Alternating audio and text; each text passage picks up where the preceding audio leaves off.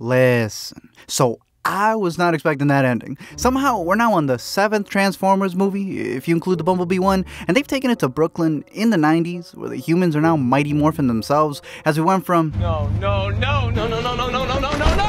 to No.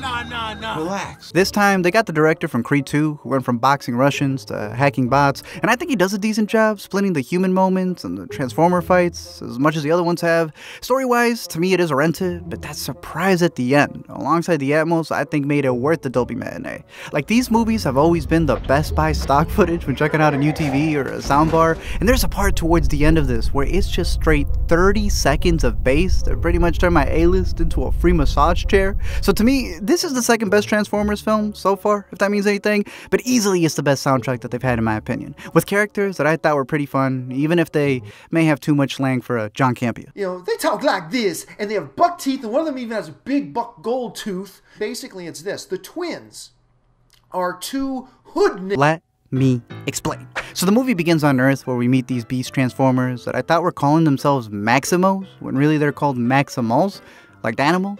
And they got the whole lineup. They've escaped from their planet in order to keep this thing called the Trans-Warp Key safe from the big bad guy until it finds them. This monster is an eternal planet killer who we only see a fraction of in the movie, but pretty much Unicron's the worst thing to happen to Earth since Omnicron, and he's got the creepiest Autogoons working under his hood. There's these spider ones that think they're in a horror movie, a couple from Durango, Peter Dinklage who voices the main hench car. And I was wondering, whenever life or your career gave you a reason to give up, how did you make sure to keep going? Paying the bills. Ron Perlman voices Optimus Primo, who is named after the one and only, and becomes the one and only after Scourge kills their prime leader Harambe bot. Scourge is even covered in oil drips, since after every kill he snatches their emblems in order to paste them on his bumper, and right before he's about to take the key, the rest of the Maximals escape, leaving Scourge to get grilled. Now, the big deal with this key is that it's doing what every other franchise is doing, and opening up time and space to pretty much get more timelines. We'd love to have the big guys join the fight. We then jump to New York City in 1994, which is 7 years and a whole coast away from the events from Bumblebee, where we meet Diaz, an ex-soldier who's now a tech guru pirating movies and music for the block. And listen, the soundtrack for this movie was great. I don't think anything's gonna top Linkin Park in terms of an original song, but I just love the mixtape that they had for this, with them getting every song that they wanted, except like one Aaliyah song. But Nas has gone 2 for 2 in blockbusters. Speaking of, Rio Morales is also Diaz's mom, making Luna the mama to 2 NYC heroes in back-to-back weekends. But here, their struggle is that they're 3 months behind on bills for their 11-year-old Chris, who has a sickle cell disease affecting his hands. And, well, you know, an average Joe ain't getting the health insurance needed. I did really like Diaz's line to his brother about not fighting this alone, but fighting this together. There are lines even in the movie that I took from my father used to say this to me all the time, that now me and my brother say to each other. We say home team. So that handshake I do with Dean in the movie comes from my brother. Me and him do that handshake. After getting more interviews canceled than Indeed, he joins his buddy Reek to wreak some havoc as they plan a heist against the rich, since to him, they'll eventually give the charity out of guild, and he's just cutting out the middleman. This is an emergency. Can you hear me, Mirage? Roll out! Yo, who the hell was that? In the middle of teaching us how to pick a Porsche, the car phone rings, causing this Autobot to shift to autopilot and leading to a high-speed chase throughout New York. Pull over! I'm not driving! They outrun the police faster than OJ as they escape to a warehouse where all of the Autobots reunite and get peeved that humans discovered them. Again, there's Mirage, who's able to replicate itself in order to trick people, and is voiced by Pete Davidson, who quotes more movies than Bumblebee. I like that. I like it a lot. I like it a lot. RC the Scanner, voiced by Liza Koshy, who went from comment, like, subscribe to roll out, bump, and ride. You heard her. Roll out. Then, of course, there's Bumblebee and Optimus, who I heard is about to be voiced by Chris Hemsworth for a prequel. I don't know about that. Like, Peter Cullen sounds like he's in Dolby when he's in the booth. This is Optimus Prime. Optimus breaks down how they've been stranded on Earth for 7 years after having to escape their home planet, but now they can't get back to Cybertron without finding that trans-warp key from the intro. So in order to escape this pit stop, they have to break into a museum to get the key, and they pitch that Diaz should do it.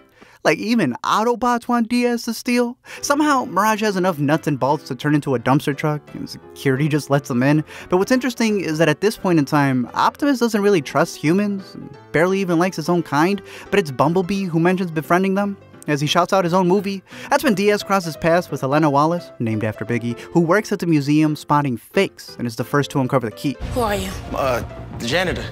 Really? The Terracons then swarm in on the museum as they go into an all-out shootout, showing you the real purpose of these humans in the movie. And that's to be a scale for the robo fights. These Terracons really do live up to their name, because these bad guys end up whooping their ass. I mean, bumpers. They're leaking oil, they've burnt rubber. Once again, they've killed B more times than Kenny. But I also have to shout out the score, because the composer mentioned them making a drum set made up of different tires that plays during the robo entrances.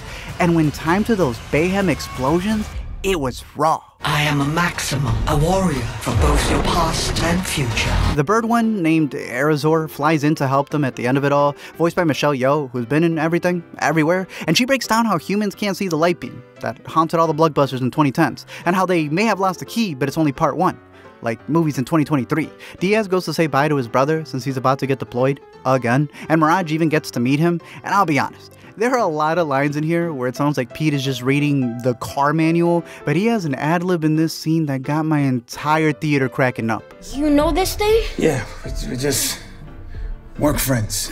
Work friends? You've been inside me. Diaz then goes inside him like a Kardashian as they arrive to take this Transformers tow truck to Peru. And even since the trailers, I always thought this shot looked really cool, like it's dope. It reminds me of that one from Red with Bruce Willis, but there's like a frame or two that just looks a little wonky.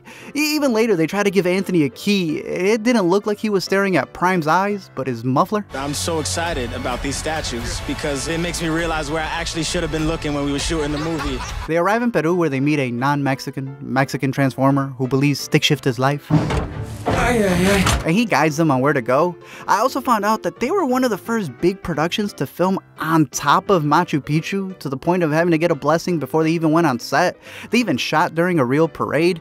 I just don't see them letting Optimus in there, much less Park. Like, can you imagine the amount of tickets Prime has? Probably has a boot closet that must be insane.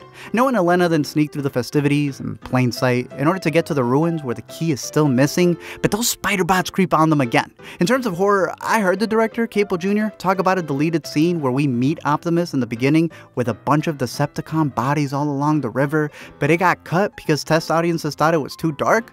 Yeah, I want to see more of that. Elena and Noah eventually escape into the forest where they run into the Maximals, and I have never heard this noise come out of a Transformer. Don't worry, you boys got this. This man squealed more than my brakes. Optimus Prime then meets Optimus Primal, who mentions not being impressed with the legend he was named after, which I guess is why they say never meet your idols, because they'll semi-disappoint you. They're split on how to approach the fight, since Harambe Bot Jr. has allied with the humans, and even kept the second half of the key safe with his tribe that he's been protecting, while Prime feels like a failure for losing Bumblebee, to the point that he's even transported his scraps with him. This also leads to Diaz realizing how to work as a team, which is why he was always losing those interviews and was discharged, as he realizes the mantra, don't be a problem, don't cause a problem, otherwise we're gonna have a problem. Before their icebreakers can even be finished, Arizor starts flapping around since she got hit earlier by the enemy, and now her eagle eye goes from glitching to snitching as she compromises their location. Elena ends up getting swooped, which would be a really cool ride at Universal, as Scourge pulls up to make them fight their own after claiming all beasts look alike. That leads to Primal having to put down his own friend, causing Prime to realize the stakes, barely, as the bad guys get away with both parts of the key. And then instead of going up there to stop them, they just sit and watch the movie with us? I thought for sure we were going to get hit with another cliffhanger, but they end up pulling up some previs and devise a plan to get to the top in order to stop the drop. This leads to the final fight where they roll out and maximize as the humans try to plug in the code they need to stop Unicron from destroying Earth, since opening that portal has caused NYC to be covered in smoke again. Mirage tries to pull a distraction to get the humans to the access code, and while he's able to take Scourge's face off, he dies guarding Diaz's back. Sorta. Turns out that Noah's brother gave Mirage a transmitter to keep in contact, and Mirage gave Diaz a scrap that he can use as a handgun, but also something that turns him into an Autobot? Just don't ask what part of my body it came from. After getting an oil change, he's now trans and takes on Scourge, while Elena plays Uncharted on her way to the artifact. Out of nowhere though, Bumblebee gets a jump start and just comes back, because you see, when they turn that key, it caused this energy field across the land that moved the screenwriter's hand to type "He returned." In order to stop the big gaping hole in the sky, Prime opts to sacrifice himself, but not before Tony Sparks grabs him by his left and somehow rescues him as they hitch a ride with Bumblebee and press on the NOS. In the end, the Transformers lose the key, meaning that they can't go home, but I guess found a new one with several sequels to come. Elena gets to go on 60 Minutes, and Diaz finally gets an interview that ends up being an audition to cross franchises with the G.I. Joe. That said, they did make fun of Marky Mark on the radio and goofed on him turning into acting, so I don't know how many multiverses we'll be getting out of this, but with Mirage coming back in the post-credits, I'd be curious to see Pete directed by the Bayham himself. You've been so involved in the Transformers since its inception. Can you talk a little bit about... Because, it was exactly. It's kind of inception. I remember going to lunch and saying, I'd like to do this Transformer movie. 100%. That's the studio. So I want to know...